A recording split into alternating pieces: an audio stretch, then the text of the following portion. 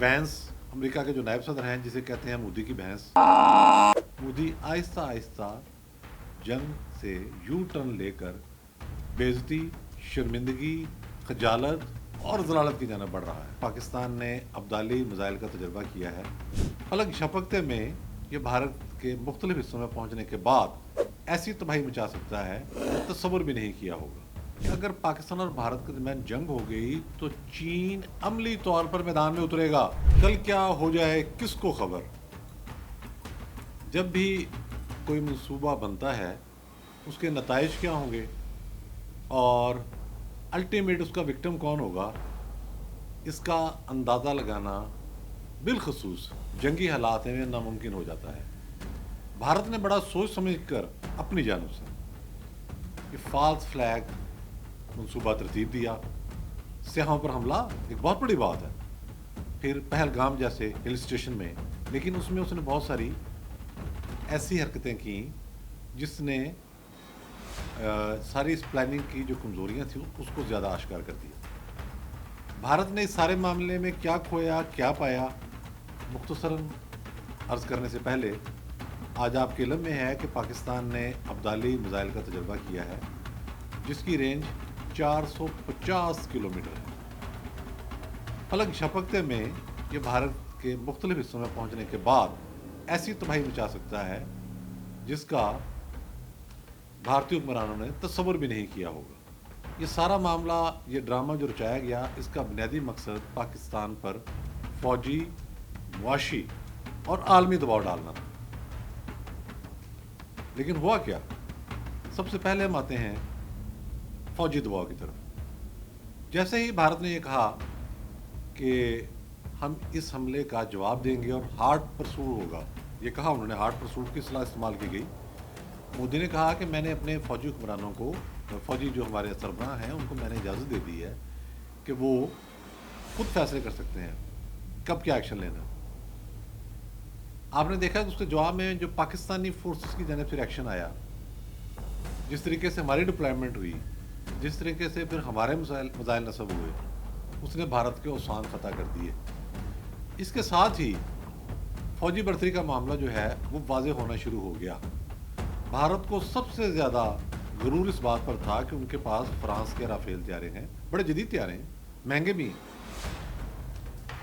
भारत ने पाकिस्तान को दबाव में, मिलिट्री हवाले से दबाव में लाने के लिए ये कोशिश की कि वो आज़ाद कश्मीर में 4 राफेल तैयारे ले आए।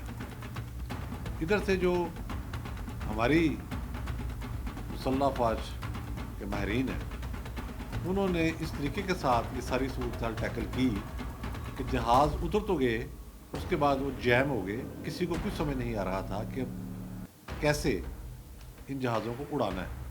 ये बहुत बड़ी नाकामी है, अरबों डॉलर का नुकसान भी है इंडिया का। कल एक एयर मार्शल भी सिलसिले में फारग हुआ।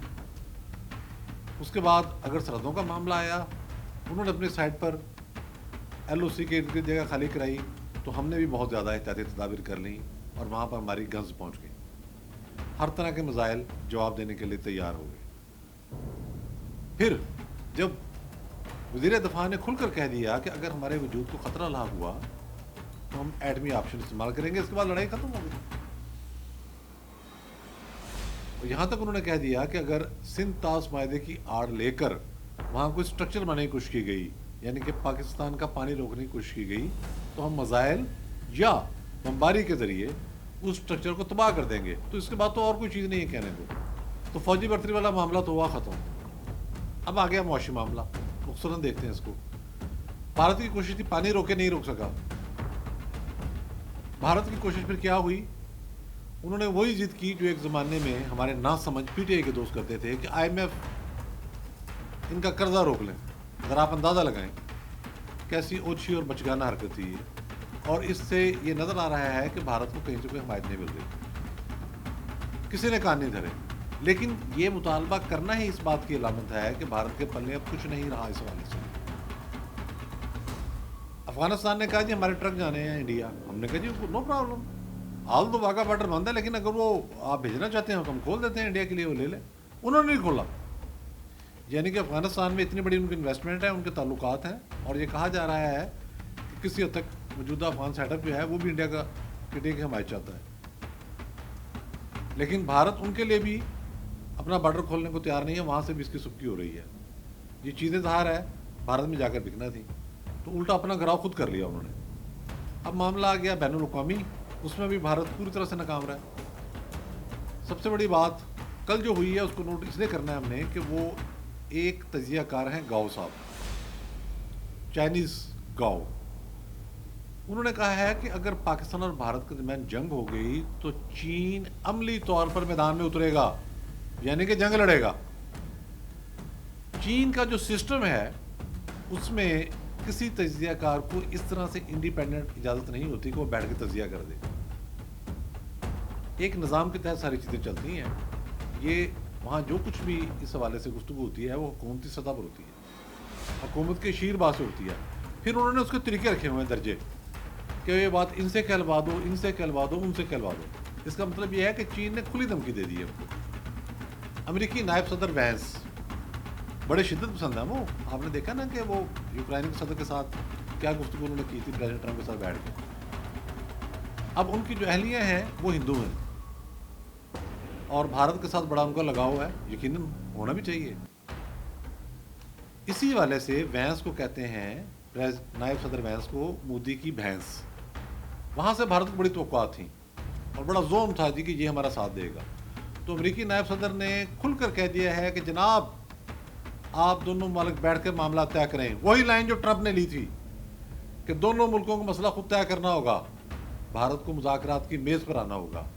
इस हवाले से जितना वक्त गुजरता जाएगा भारत और मोदी की रेपुटेशन उतनी लूज होती जाएगी। अब मोदी जंग से कैसे कैसे भाग रहा है। आखिरी बात, जब मर्दमशुमारी मुल्क में हो, किसी भी मुल्क के अंदर हो, तो वो एक बड़ी एक्सरसाइज होती है। उसके बाद कोई बहुत बड़ा एडवेंचर करना मुमकिन नहीं रह जाता। तो मोदी ने कह दिया है कि जी जो शेडो कास्ट है इंडिया में, इस हवाले से मर्दमशुमारी होगी भारत में। वो सिलसिला शुरू होने जा रहा है। मोदी आहिस्ता आहिस्ता जंग से यू टर्न लेकर बेइज्जती, शर्मिंदगी, खजालत और जलालत की जानिब बढ़ रहा है। बहुत शुक्रिया।